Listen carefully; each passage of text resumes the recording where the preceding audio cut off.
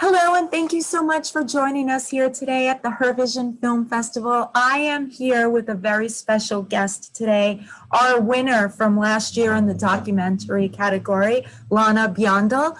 And I just want to thank you for being here and being an inspiration. Thank you very much, Katerina, for your kind invitation, and I am very happy to meet you again. My pleasure. Thank you. Pleasure is all mine. I would like to begin by asking you about the film that you submitted last year. I thought it was great for a documentary because it was a great formula for what I believe makes a great documentary. Not only great subject matter, but great execution. So if you would please go into the process. How did you pick your subject matter? How did it come into fruition for you? If you just we'll begin with that. Yes, thank you so much. But the story, it's really very long story and also complicated story, because actually it's began the story as I was child, and I knew for my uncle or Taufpater, I don't know how you say it in English. Uncle, yes. Yes, that he was during the Nazi time, he was in Germany, and it was also taboo topic, so he was not speaking about it. And for me as child, I was always interested in history.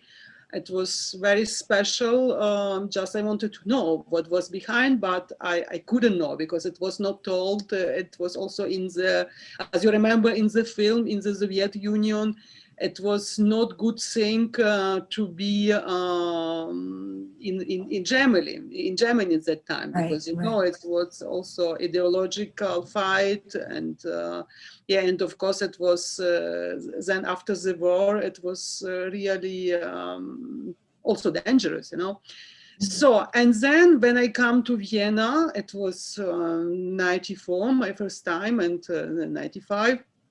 And later, and I began to translate the letters from the former forced laborers who were deported to Third Reich, to Nazi Germany. These letters, I worked for one translator agency, and I had so many letters from the former Soviet Union. At that time, it was one foundation who tried to give some, like it was called in German, Entschädigung, like to give some amount to the former laborers. It was Krankenkasse, like we say. It was from how you say this, special medical care, because they and so I translated many letters, and I have seen how terrible, of course, was their fates. But of course I couldn't not do something with these letters, because I was in that time, I was a translator, and this topic was very surrounding me. So I just tried also to find this to check these names, because we have Cyrillic in Ukrainian, in Russian, and just it was written sometimes only from hearing, and of course it was also many mistakes. And it means when I write also with mistakes, as people would not be found. So I tried always to give some more description and many transliteration of these names, just to help these names. And so actually I found this topic, and then I began to research more about these people. And the mostly important thing was for me, I wanted to find the stories, not only, first I was looking for women's stories. Of course, it's more my special interest. And then I was also looking for the story where the woman or man were also just rebelling, just was how you say rebel, you know what I mean? Yes, yeah, rebelling. Yes, rebelling against the system, which was extremely dangerous, because after this rebelling, they come to concentration camp. Right. You know, this is Yeah. actually, and I was looking very long for the stories. I had many and many interviews. So I was working years and years just only to find the protagonist for my film. This was, Wow. yeah. So it's a Wow. long story, complicated story. It's a very uneasy topic, and just of course the thing was also that I was also late. Also this foundation was also very late because the mostly people just died before. No, so just Yes. and I was looking for the testimonies. So just to find the testimonies in that age, it was not easy. So, just to get your process down, you were working as a translator and you came across these medical documents of how people were treated in their own words, basically, not a secondhand account from a journalist or, a historian. The victim's own words you were able to translate. And wow, that's chilling. How did that make you feel? Knowing this Yeah, is but because it was actually I studied documentary filmmaker. I had before two different finishing of my study. I studied before German philology, wow. so I am philologist of my first study, and then I studied interpreting and translating. It was Russian, German, Italian, and of course I translated so many things. But the thing was that I always wanted to tell something. My stories, so yes, and was this was my actually my first approach, and but it's still terrible because in the sense I had so much material like for the which I so many letters, but I Mhm. couldn't use them because of my professional ethic. I could not use these letters because Oh. it was letters for the which I should only translate. Of course, I helped to correct the name, as to write many different possibilities of this name just to find these people. But as a filmmaker, it was not possible to work with this. So I began the second step just to look on my own for these people. You know, Wow. this was different than different step, but I can say of course that my job as translator or interpreter just given me possibilities to go to some people which normally doesn't like journalists and don't want to speak to journalists. Sometimes when you're translating you make a connection in different way, just Yes. it is not like you come as journalist and you ask the question and then you go. So sometimes it can be very long, and especially, for example, I was translating very often by humanitarian help. So you just have the people who see you really as help.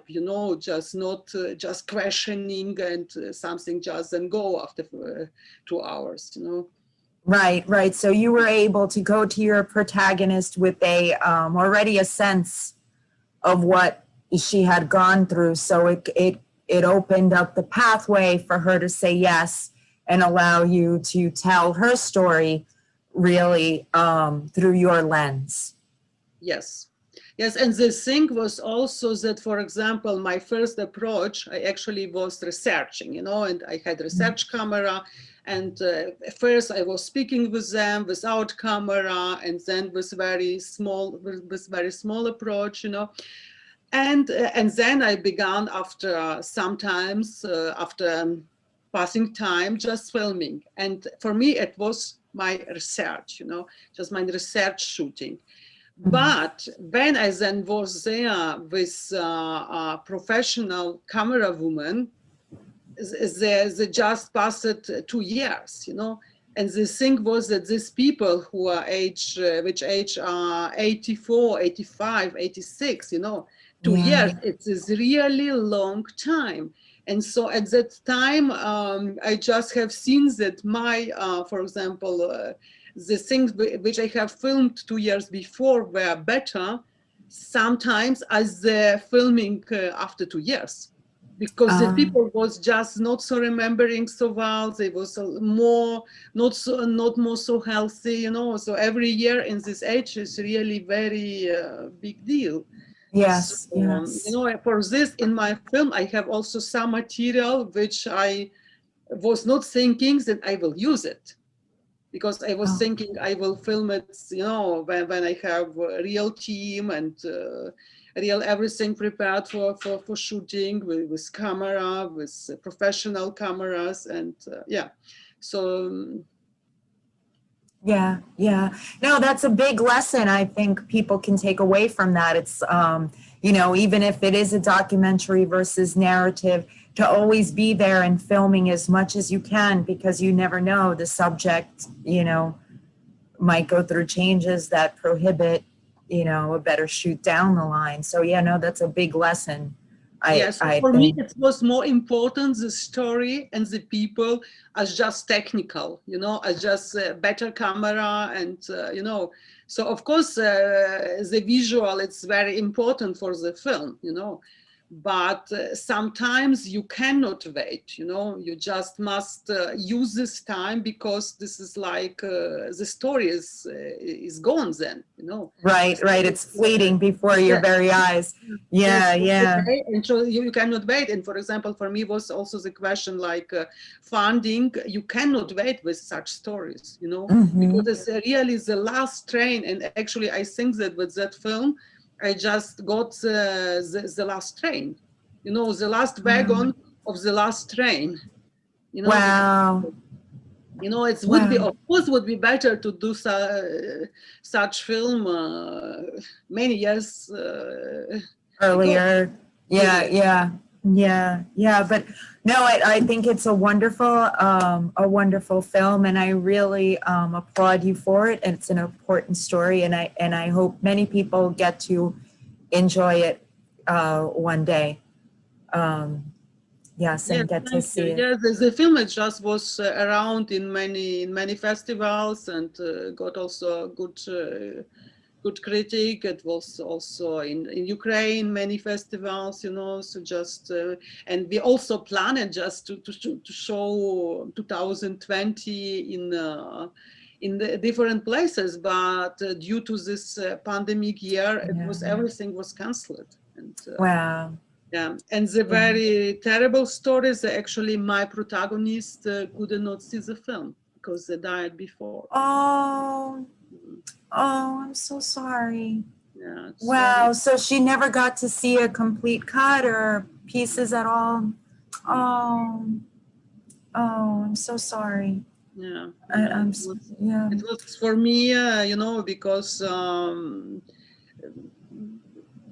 with film like that, you know, sometimes by the shooting I couldn't not continue to shoot because some stories was so hard, you know.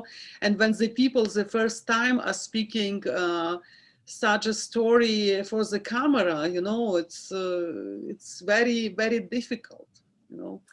Oh, yes. Yeah. No, to as i told tell. you as I told you, I just was working on this film more as 9 years, you know. It was really very very very long project, you know. Yeah. It's, also many research in different archives and to get rights and you know, so everything continue. Yeah. Yeah. No, it's true. It's, you know, we never know when we're seeing a project what went into it, you know. And it's hard, and it's a passion, a labor of love is sometimes almost an understatement. It's the physical fortitude, the mental fortitude, you know, creating time every day to move forward with it. It really takes all of your being, you Yes, know. yes, exactly. And go many times and just you know, I had so many interviews and that I decided to take this 5 person for my film, you know. But I had much more, and of course you should also look all the material, and it's long process, so, yeah. Right, right. No, but I am so grateful to all the documentarians out there, because if it wasn't for them, look, if it wasn't for you, this lady wouldn't have been able to, tell her story.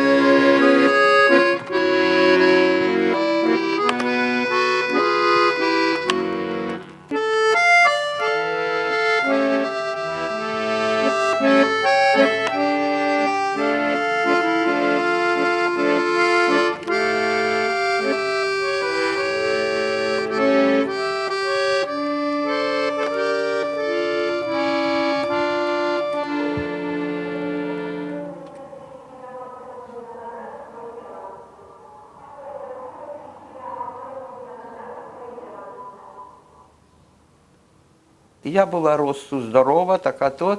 Мені не знали, що 16 років ще не було. Ну і в Германію. 24 октября 42 года.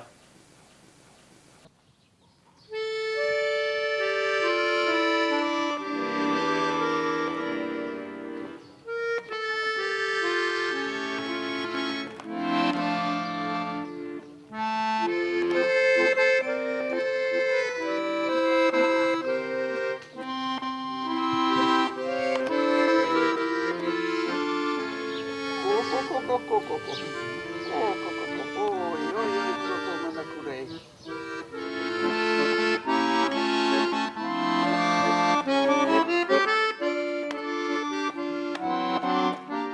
Ну, я обрабатывала ті шестеренки із часов, і мене потягнуло в машину.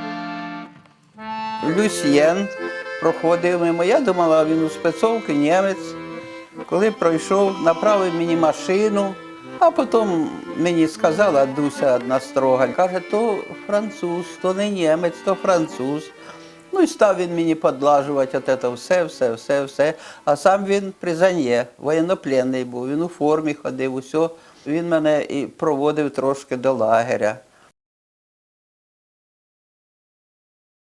Yeah, and of course I was also questioning myself many times, what would be if she would take, as a, for example, Marta, she was so smart woman, and then imagine when she returned back to the Soviet Union, which she had no possibilities. Actually, she knew so many languages, and if she would make another decision, she was in love with this French guy, if she would go or to France or to go to USA, just, but she wanted to see her parents, Yeah. And, this is because in the Soviet Union, they was also enemies, Just after returning, they was working for the foreign industry. They were helping German, Yeah, what a situation to be in, nowhere to Means that turn. she was deported forcibly, it was forced labor. She was deported, so everybody was deported from these people which I was doing the film, but then they was still in Germany, and just this fight in this time in Soviet Union, it was very, very unusual to say I was in Germany during the war, It was creating so many questions and many difficult Suspicions. Yeah. situations. Yes, and I think just for the men, it was more easy to find their. Yes, sometimes it was also not easy. Some people get also to the other camp. Just it's. Yeah, but I think still it was maybe more easy for men as for women. Well, yeah, because maybe they could, find work as a laborer, or, Yeah. yeah. And if you imagine how many people were deported from Ukraine, it was 2 million. And so it's very difficult also to have exactly shifter of the amount of the people, but it was about 2,200,000 people from Ukraine. Can you imagine? Wow. Yeah, it was huge amount. It was not 100 or Yeah, yeah. I mean, to put it in perspective, that's about as much as lives as COVID has been responsible for, right? So just from the Ukraine alone, Yeah. that's terrifying. I Yes, mean, terrifying. Yes, it's terrifying. And wow. until now, you have some, for example, sometimes ago, I don't know, 6 months or 8 months before, it was found one, how we say, box with letters from East workers, just as they were called, Ostarbeiter. It was called in one cellar, and this letter never went to the people. They was not sent, So until now, you can find some letters on or some sources, which we never found before, because some people just find them in cellar or somewhere, Some people find it in some plant, some small plant or big plant, and so there are many untold stories, and Yeah, yeah. so No, imagine, that's, so new project. So when you find still new sources of the stories of Second World War, it's incredible. yeah, no, it really is. It's amazing how much war has shaped everything. And I want to use this point to transition into your one of your current projects about the First World War, The Source. I think that's another brilliant work of yours. There's so many things. Kakistan is the place where this road was built from the First World War. It was all Japanese prisoners of war that were forced to build these roads. Yes, it was the prisoners of Austro-Hungarian monarchy. Wow. So it's still more difficult because it's the First World War. We have 100 years, Yeah. more as 100 years, and especially I like it so much, this project, because it's I was working also so long in the different archives, and imagine just to build the road in the mountain 2,200 meters at that time, so what they was doing with hands on with very simple instruments, Yeah. they were Yeah. not using dynamite or something like this. So can you imagine what it means just for these prisoners to do that, and then how the history went? So if somebody stay, and then was the Stalin time and the time of like this period, like cleaning, how it was called.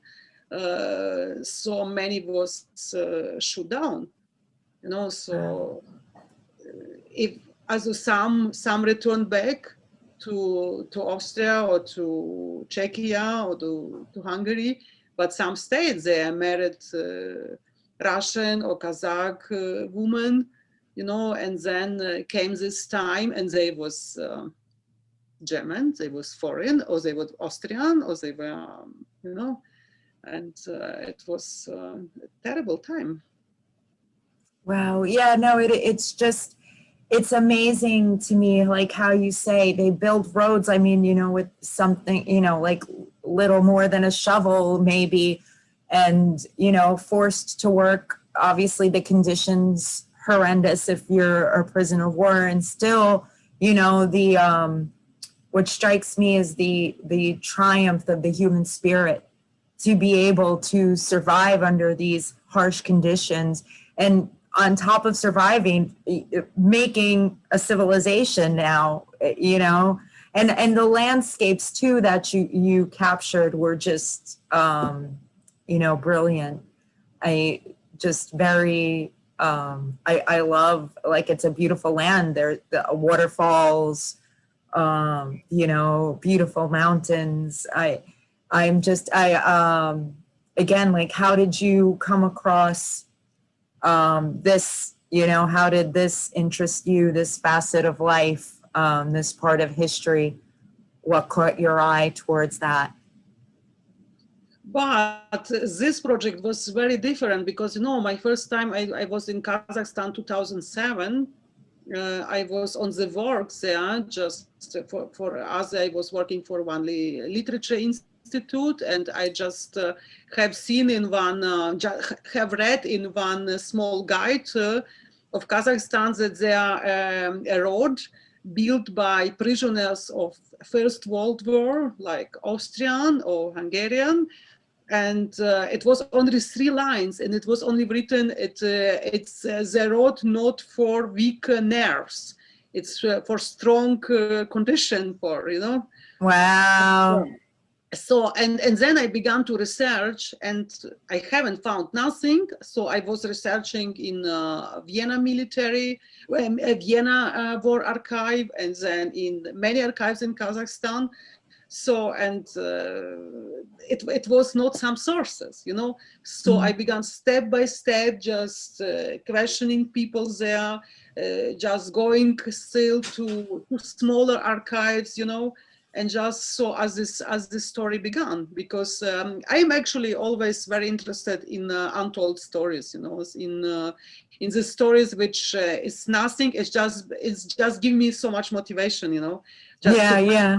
I'm like feeling like small detective, or like Sherlock Holmes, you know.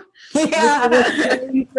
As I was Sherlock always Holmes. playing this play, Sherlock Holmes and Dr. Watson, you know, Okay. with my friends. And actually this what give me so much energy, or like, you know, like adrenaline, like the sport, you know, just to find the sources, and even if it's take many years, you know.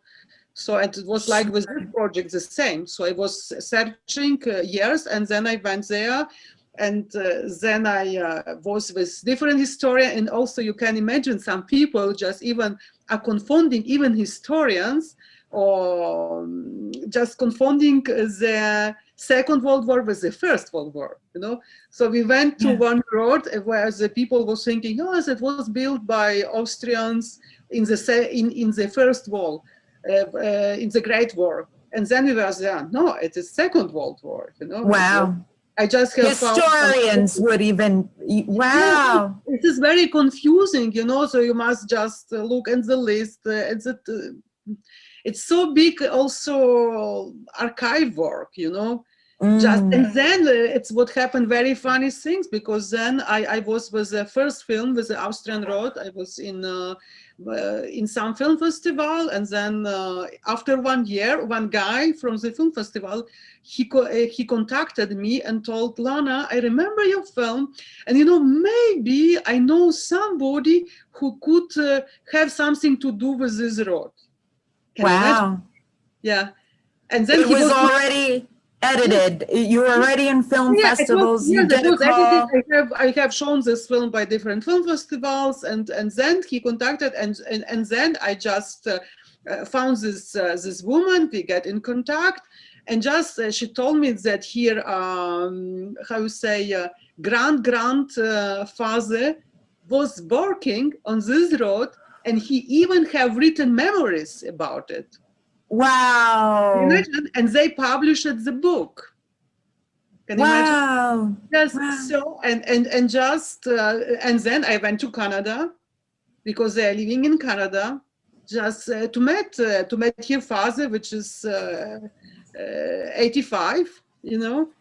So just the story, and then I have of course read the book and have seen he was even making some small paintings. Wow. Yeah, and so I made the second movie, just with other protagonists, with other stories, and yeah. So and now of course, I was also publishing these stories in different newspaper, and then also some people contacted me, which I couldn't find. I was looking for one family so long time, and just 6 months ago, one family contacted me and told me, look, we read this story about you, and we are this family. Can you imagine? Wow. Wow. So, it's working, and it's going on, just I think sometimes you should only give some, like I don't know, like how you say, like spring, like with fire. You a spark, and from every spark comes, a fire. It just makes you see how we're all so connected, especially during quarantine. I'm sure like people just are feeling so isolated, but you see a connection could be made even from, the First World War, all these, and it's fascinating because I can't remember in history, being taught, oh yeah, Austrian and Hungarian prisoners of war built roads in Pakistan. Like, I'm sure, for most people, Pakistan is the place where Borat, came into fruition. These films have nothing to do with Kazakhstan. But see, that's amazing. It's wow. Well, and the other film that you submitted this year, the Blockhead private case. This was also fascinating to me too. If you want to describe a bit about this movement, right? Am I right to call it a movement?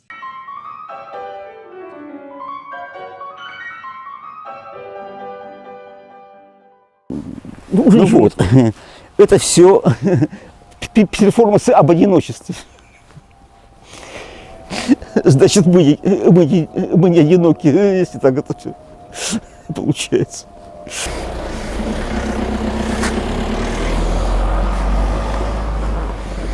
Идея доллара. Это та же самая бумажка. То есть, и почему Соединенные Штаты так, в смысле, весело себя ведут? Потому что они просто печатают бумагу. Все доллары фальшивые. И поэтому сейчас мы пойдем в банк и попробуем обменять эти фальшивые доллары на их же фальшивые.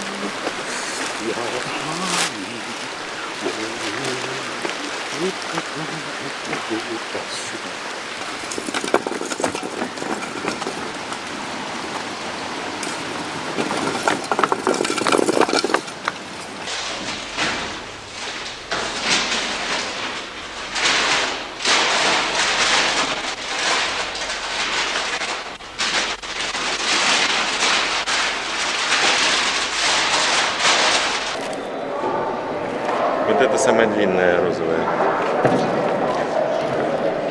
Так. Ну ладно, это я могу сам, кстати. Вот, Это хорошее. это меня касается всегда.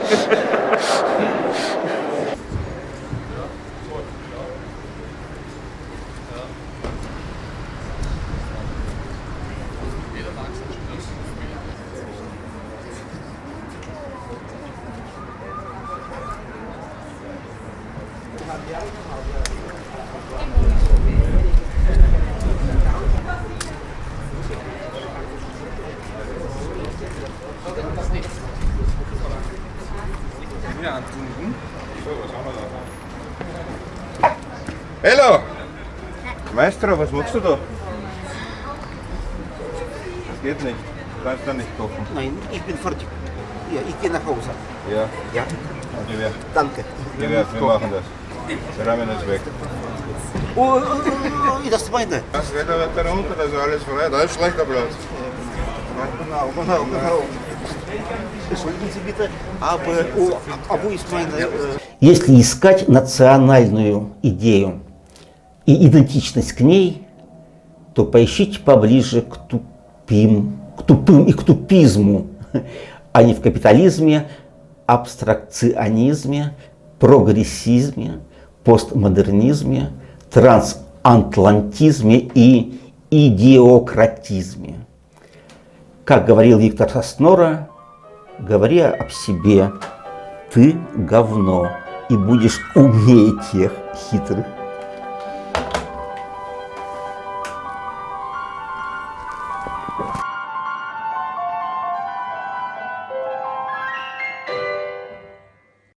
Or Yes, it is like the group, like performance, and this is also a very long story because you know, my main protagonist of this film, I met him 2002, I think, in Vienna, and we have written together one novel, which we published then in St. Petersburg, so many years ago, about cinema, about life. It's novel. It's not some historical book, you know. And then I get to know his stories, that he was part of this group, and I found this also fascinating because it was also so many critic things in this group, you know. And so I began also to follow this history, and just I wanted to make the film about, you know.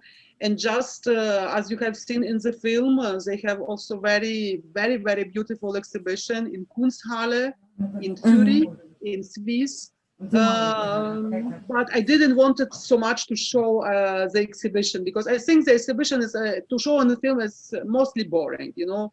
So it's I wanted to show more privately this group and what became from this performance from Serge Spirichin, how he's dealing, how is his life in Vienna, what he's doing now, and you know, and actually to tell through him the story about this group, about the new blockheads. So this it was fascinating to me what a free spirit he is. You know, there was like no filter on all the actions.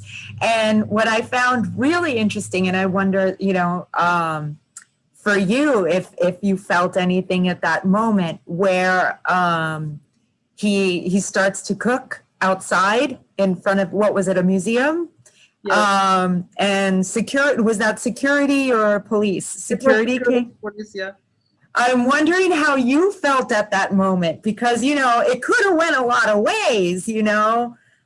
So what was that like for you in that moment? Like, you know? Oh, it was not easy situation because I think also the cameraman, you know, it's just dealing with a situation like this, and it was not easy moment, and but it's finished well, as you have seen, you know, just you know, they was very polite. I was actually I was thinking that it could be also more finished more terrible for him, so I was afraid about him, you know. But as filmmaker, I didn't wanted to interrupt him, you know. I didn't wanted to go inside and to do something. I was only constating what he is doing, how he is dealing with this situation. So my deal was not to tell something or to do something, you know. Just I was behind, but it was for me very uneasy. So it was not first time. It was just sometimes. So we have not whole material which came onto the film, but some moments were really very not easy. No, just also for filming. Yes. Yeah, no, I appreciate all filmmaking, but I think in documentary cases, there's a special instinct. Maybe correct me if I'm wrong, because I've never explored that really.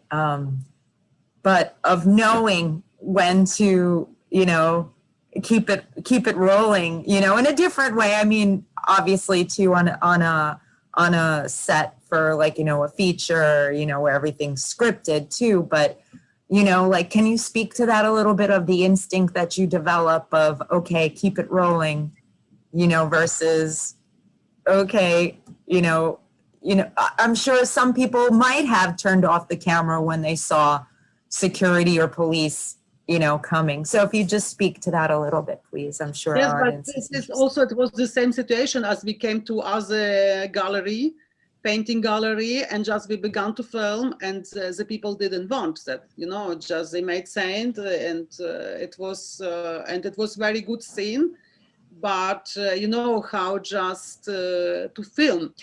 And other thing, you know, just for example, now the film which I'm doing about Chernobyl, and I have the photographers, and it's also very, very long project. And I have one photographer and one guy who's telling, I was asking him, what would you do if you see this a person is dying, would you photograph him or would you save him? And you know what was the answer? The answer was, I would photograph him. I would not save. Ooh. You know, because the deal, the aim of the photographer, like the war photographer, you should just take this photo like for like testimony, like for a long time. So you should work. You should not go inside. You know. Just it's for me Be it's the very, observer. yes, being observer, and for me it's very also problematic thing. And because, you know, he was in Chernobyl, and he was there was the first days of the atomic catastrophe, you know. So how to deal with that, you know. Wow. In Chernobyl, a photographer, the response is to take the photograph rather to save. And, you know, I mean, you could argue the question of, you know, which in that incident, you know. You know, so we have here two different points, you know. We have like ethical, or like morality, or like, you know, and we have the also as a question of what that means then for later to show this, you know. Right, as a documentation. Yeah. Very polemic things, you know. Just it's so I have not one answer. Okay, I cannot say it's right or it's not right. I think, you know, I think everybody should decide for them how they deal. For me as documentarian, it's most important not to disturb. You know, I just it's more to see the people not I am who is questioning. I think the people who are telling their story, you know. So I am behind, like, you know, it just disappearing behind your subject. You're, yeah. and Wow. I like this. For example, I don't like the big group.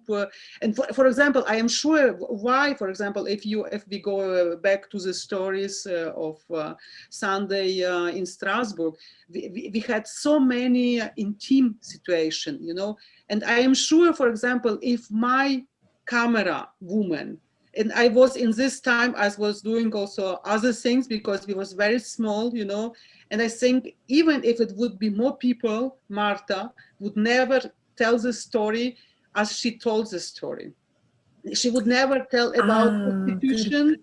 She would never tell the story about menstruation and different things. You know, for example, if it would be behind camera as a man. Yeah. Great point, especially an older generation. Yeah. Very, very special point for me. And I think she was very familiar also with me because she saw the, for example, the camera woman was not speaking Ukrainian, not speaking Russian. And that was also a point for him also to be more intimate. It was more intimated, you know? Yeah.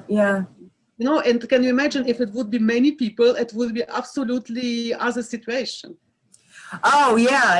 It would feel more like an interrogation instead of sharing your story. Sure. I think that's another great point for people making documentaries. Try to maybe keep a smaller crew. For me, this works, especially when I'm working with old people who never was before behind camera, who never was for the camera, you know. And the other thing, what for me is working, I would not like much to make one film with the people where I don't speak their language. I think this is also because, you know, you need again translator, interpreter. You just going through, the process is going more slowly, and you have not everything. I think only when you speak the same language, you can go more to the point. So I think so. For me, it's work like this, you know. So I would not like to have somebody who is just interpreting for me. I would like to go to the source and to have more intimated relationship. Yes, you pick up on people's vernacular better. It's a clearer communication. Yes, absolutely. I understand. Yeah, absolutely. This is for me, it's very important, and I can say it's also from the point of view as my second job was interpreting. For example, this is the same thing when I'm going to Italy and speaking Italian and go to some places and go inside as it would be, for example, with somebody else who interpreting this. I would not get so much. You connect better to the material as well. It's a two-way street. Yeah, and then when you connect to something, of course, you do it with more energy and heart and passion. Yeah, no, of course. No, that's understandable. I need this connection, you know, absolutely this connection. And I think the language, it's also, it's like a very, very big instrument to go to this possibility, you know. Yes. Yeah, no, I mean, I'm very grateful for people like you. I mean, with all the languages that you speak, that's more of a bigger breadth of stories that you can, you know, tell from that person's point of view. And again, with that connection. No, I mean, it's, you know, it just shows you how important documentary filmmaking is. But on that note, do you also do narratives? Or is just your heart's really on finding those untold stories and bringing them into life? But, you know, for example, also about history, we also published one book about Ukrainians in concentration camp in Mauthausen in Austria, for example. What's the name of the book? Memory, I just must think because this is in Germany. So Ukrainians in concentration camp Mauthausen in Austria.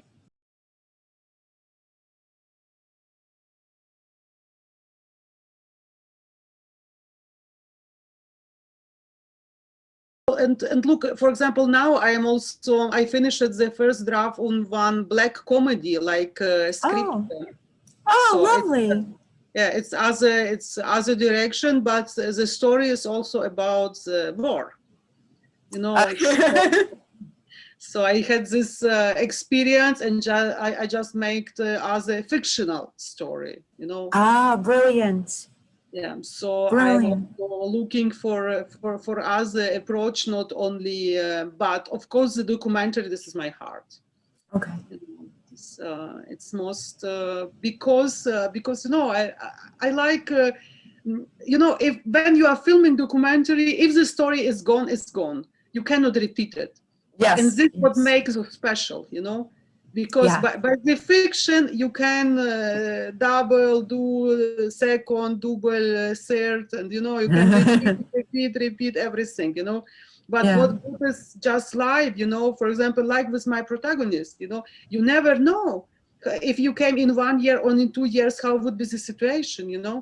So Yeah. it means so you must be really ready to go to this situation what is giving you now.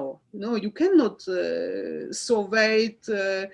Of course, it depends also of documentary. You know what documentary Sure. you are doing. You know, Sure, sure. but the documentary on which I'm working is actually like this, because they are old people and so changing situation, changing health, and so you must be always aware of these things, you know. Certainly, certainly. Wow. It's like a fingerprint on glass, you know, it's only going to be there for a certain amount of time before it fades away. Yes, Yeah. yes. Yeah, Like, such is our lives. In a way. Yeah. But yeah. No, and but I like this also, you know. I like this. It's not repeatable, you know. It is for yes. me. It's more truth, you know. It is not played. It's not prepared, Not fabricated in any way. not fabricated. It's like it is, you know. Like it's not perfect, but it's okay, you know. It's the Yeah, life. no, and just in speaking to you, like, you know, so I think people might have the sometimes the notion that, oh yeah, I'll make a documentary because, you know, it's so inexpensive, it's so easy, it'll be quicker than getting actors and all this.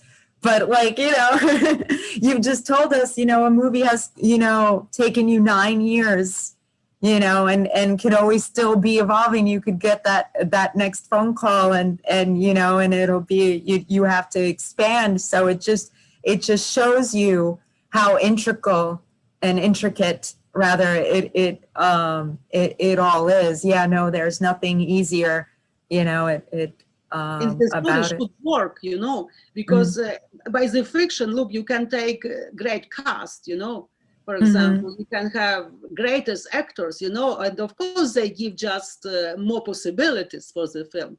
But for documentary, you must, you know, you are honest. You cannot just include like your marketing. I have this cast. Yeah. This will give me more and more possibilities, you know. So for me, it's true. It's more, you know, it's really what I have, what I am not far away, you know, what I feel. Yeah. For example, you know, for example, my grandparents. I am so sad, so terribly sad that at that time, as he was alive, he never told me this story about him in the war. He didn't wanted to speak about, you know. You know, but I think if, you know, maybe if I would be more persistent, you know, but it was really very difficult. Of course, at the time I had not camera, you know, it was, you know, yeah. but if you imagine how many stories are going away, so you can never save them. Oh, yeah. No, it's just like, you know, I know people are cynical about everybody just constantly taking selfies. And, now it seems like, we're all mini documentarians, but, Absolutely, with social media, everything changed. Now everybody's filmmaker, Yeah. So, in that sense, it's good. We're never, even like, Keep me the story. personally. Yeah, because Yeah. before we couldn't keep this story, I have not Yes. video from my childhood, Right. I have not video with my grandfather. I would like so much, but it's doesn't exist, Yeah. But in this time, I find this great. You can even take the iPhone and just document something. Yeah. Just, Yeah. Even if it's for your own personal prosperity, but yeah, and share it down to generations. Yeah. yeah. Wow. I think that's a happy note to leave on. I thank you so much for your time. Your work, I can't say enough, is so just on point and shows great points of view and is giving voice to the voiceless.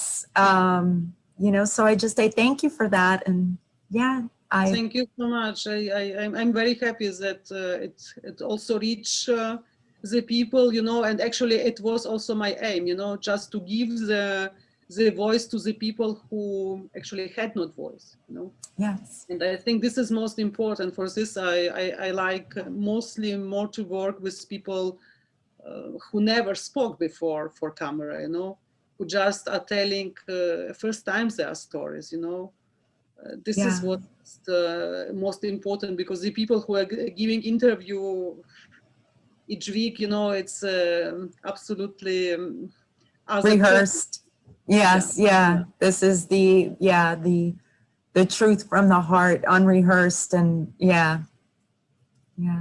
And the people that was also wanted to share their stories, This is what I'm very thankful to the people which shared the story, Yeah. Oh, of Because, course. Yeah, it is not that's common also in some way, just the people who never spoke the stories, just on so age, just old, speak about their very terrible stories. They just also wanted to clean it out, the stories. They didn't want it just to know this, to have the stories actually, because it's terrible time, terrible memories, oh yeah, I'm sure it brings it all back for them, and yeah, no, of course. In that And for me, second it's they could also be the question how far I am going, because I cannot. So if they not speak, I will not force, because it's okay, very. so you've had that. That's interesting. You've had that come up. So like you might be digging a little bit too deep, or the wound might be deeper for somebody. Everybody heals differently and processes things differently. So you've had moments where people have said to you, stop, I have to take a moment, or No, I it can't was continue. sometime where I told stop, because if the people begin to cry and if they are so emotionally, for example, I had many situations, but we didn't use it also in the film. Oh, okay. Because, Okay. because I found this is too deeply private. Oh. So I didn't, just, you cannot give everything where the person is in the weak moment, Yeah, It would be also. You found it would have been too much of an intrusion, a personal intrusion. Wow. See there, when we were speaking earlier about No Man Land, and I was telling you about the restraint in that movie. You showed restraint too in documentary filmmaking. So I mean, yeah, no, that's brilliant. Good for you. That there's some things that are off limits.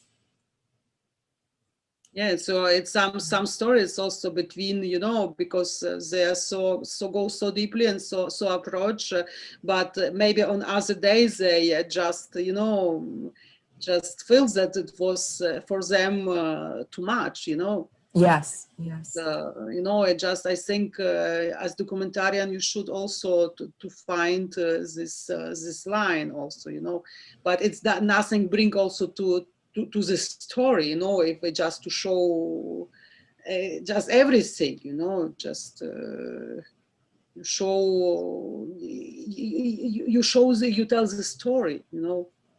So, Emotion, you tell emotion, you tell the story, but it's not for example, this person is crying 15 minutes, yeah, you know, you gotcha. cannot show this in the film, you know. Yeah, there's still a narrative that you have to follow, you know, Yeah. and knowing when to, in the edit room too, when to filter out when it's, yeah, overly emotional and not serving the story, Yes, or yeah, and or like just not to be a spectacle, you know, but just to, yeah, serve the story. It's always about serving the story. Yeah. because for me it was also very, very hard to know the stories, you know, when you go so deeply inside and Yeah. Oh yeah, you feel it too. Yes, yes. As I a was human crying being. also many times, but I went out and you know, just Wow. it is out. That's, yes, that's what we don't hear enough. It's not a cold medium. You are also affected by it as the director. You know, it goes both ways. It's not just like a purely journalistic, detached, you know. Yeah, and then when you see also the archives materials, you know, when you see the people which hungered until skin, you know, and these old pictures, you know, sometimes it's unbearable. Or not sometimes, it's actually always to see these pictures, to go through them, you know. Right. It's of course it's effect then for The later. emotional toll. Yes, yes. Yeah, the emotional toll of seeing, you know, where was it where the Nazis were forcing artists to make art all the time, and these beautiful pieces of work, and then you just know that these people are being lined up to be executed after they finish their work. It's just, it's, you know, I mean, how do you find peace with that? Yeah, Yeah. yeah. This is always to find peace, you know. Yeah. Yeah. So, Wow. mm. Wow. I think that's a lot for our audience too. They get, yeah, to think upon that. I thank you so much for this interview. It's very enlightening on many levels. And yeah, thank you so much for making the movies you make, and again giving the voice to the voiceless. Thank you so much, Katarina. Thank you. Thank you. Thank you. Thank you. So Pleasure. you Lynn. Cut. switch now? Yeah. Yeah, we'll cut now. I'll ask you to please send me. God bless you. Thank you. You're a treasure. I Yes, was and we also so. emotional, you know, just thinking about Marta. It's a little bit. Oh no, no, of course, no, of course. Yeah, no, I love since we started You know, on. I love also my all my protagonists. You know, it's also this approach, and I am suffering with them. You know, this is why, and so this whole question why she could not have good possibility, why she returned, why she made this. You know, this is it's heavy. You know, this is. If Oh you yeah, see how many possibilities have some people, and some people which are really so talented and so good, and they are really have nothing, you know. It just it's very for example, I didn't told about this for example, always when we came to film, this all people, they was preparing food, just giving we never began before we ate something with them, you know. And they have nothing, but I could not say no, because this is just common hospitality, you know. wow. Do you mind if I include that? Yes, yes, of course. Okay. Yes, yeah. You know, it's as a way of approach. You know, imagine they was going to buy something in shop, just to give, you know, to share. So they was not sharing only their stories. They was sharing like life. You know, Wow. that's like you are a member of family. You know. Yeah, yeah. That I feel is something that I don't know, maybe it's just you know, in my experience that we're kind of losing, you know. I mean, maybe it's you know, now it's all about the work all the time, you know, just put on the show and go. You know, so that's so nice that you know, you're able to have that time with them and to really, yeah, no, I can't imagine, like, you know, I mean, look, I was so affected. Like I remember, you know, when I heard about Chadwick Boseman, you know, and he passed. I was so affected, and you know, I didn't know him. You know, I never sat down with him, but still, like when I was watching, like, you know, his latest work, Ma Rainey's Black Bottom, like, you know, it just hits you so much, like, wow, that person's not here anymore. You know, this person that, you know, you're capturing on video, like, and then wow, they're not here anymore. It really, and you spent all this time. It's like, you know, together. It's, you know, it must feel like, you know, you're holding their hand through their lifetime. And for me, it's so actually so terrible that, for example, Martha never have seen the film, and so nobody have seen the film. You know, just. From, you know, for what it's worth, from my perspective, I believe she's with you when you edited it, when you've seen it, when I believe that she's there. I believe that she sees it.